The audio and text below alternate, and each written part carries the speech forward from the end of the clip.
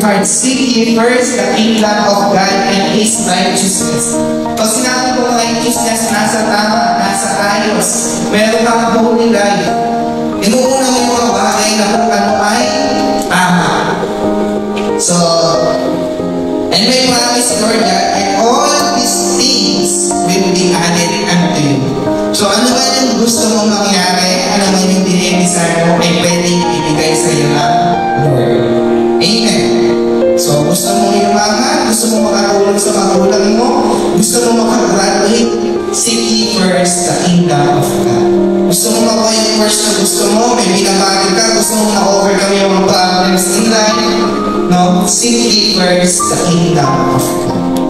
So, bago sa iyo ibigay ng Lord yung bagay na pinakagusto mo, may kailangan ka mong nagawin. Ano po yun? Unahin mo si Lord. Abang sa lahat ng ating ginagawa sa ating buhay. Ang importante yun, yung school, yung family, yung career, yung education, nakilala sa future kanina. Importante po yun. Pero mas higit na importante po si Lord. Ginagawa ko dito sa mga Panginoon. Pero yung relationship mo kay Lord, pagdalas na